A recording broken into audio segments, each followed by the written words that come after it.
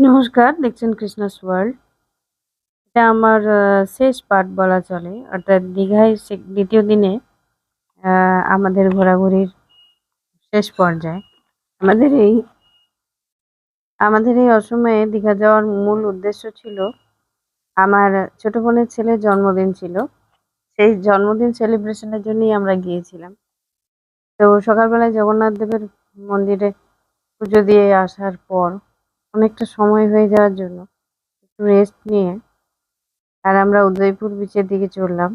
বিকেল করে, সন্ধ্যে আর করব না। বিকেল করে আমরা ওখানে কেক কাটিং করে সেলিব্রেশন করব। সেইজন্য যথারীতি একটা টেবিল বুক করে নিয়ে আমরা বসে গেলাম। আমার ছোট বাচ্চাগুলোকে নিয়ে বোনেরা সবাই মিলে আনন্দ করতে লাগলো। আমিও ছিলাম। তবে হ্যাঁ, ক্যামেরাটা সঙ্গে করে যেহেতু ব্লগ করছি, ক্যামেরাটা সঙ্গেই ঘুরছিল। সুতরাং ওদের আনন্দটা ক্যামেরাবন্দি করছিলাম আমি। তো কেক আগেই অর্ডার দেওয়া হয়েছিল। কেক যথারীতি ওরা আমার ছোট বোনের বর দুজনে মিলে কেক নিয়ে চলে এলো এবং আমরা সবাই মিলে বেলুন ফোলাতে শুরু করলাম। এই যে দেখুন আমার হাসব্যান্ড বেলুন ফোলাচ্ছে, বাকি আমার বোনেরাও বেলুন ফোলাচ্ছে, সবাই মিলে সাজাচ্ছে টেবিলটা। আর ছোটগুলো তো খুব এক্সাইটেড। ওরা এরকম সেলিব্রেশন আমাদের ফ্যামিলিতে প্রথমবার। ওদের ইউনিক আইডিয়া, খুব সুন্দর আইডিয়া এবং এটাতে সবাই মিলে বেশ আনন্দ করলো। হ্যাঁ, অবশ্যই বলতে পারেন যে এই গরমের মধ্যে মানে আমরা যখন গেছিলাম তখন বেশ গরম। হুম, তো সেই গরমের মধ্যে এই সেলিব্রেশন একটু কষ্টদায়ক হলেও মোটামুটি বেশ আনন্দদায়ক। আর যখন সেখানে পুরো ফ্যামিলি থাকে তখন সে আনন্দ তো অবশ্যই অনেকটা বেশি হয়। যাই হোক আমার ছেলে, আমার বোনের ছেলে বা বোনের মেয়েরা সবাই মিলে বেশ আনন্দ করছিল। মানে ওদের আনন্দ দেখে আমরা যেন সেই ছেলেবেলাটা ফিরে পাচ্ছিলাম। আমাদেরও খুব ভালো লাগছিল।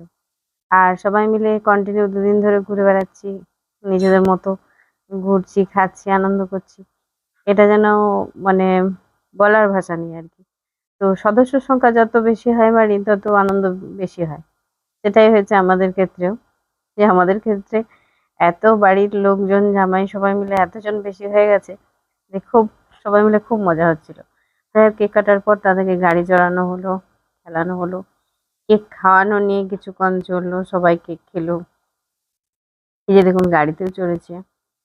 তো এই সমস্ত আনন্দগুলো ক্যামেরাবন্দি করে রাখলাম এবং আপনাদের সঙ্গে শেয়ার করছি।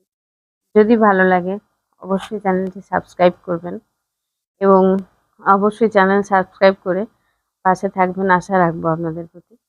আর আবার পরবর্তীকালে যখন কোনো বেড়াতে যাওয়ার বা কোনো কিছু অকেশনাল ব্লগ আমি পাবো, আমি অবশ্যই আবার পোস্ট করব।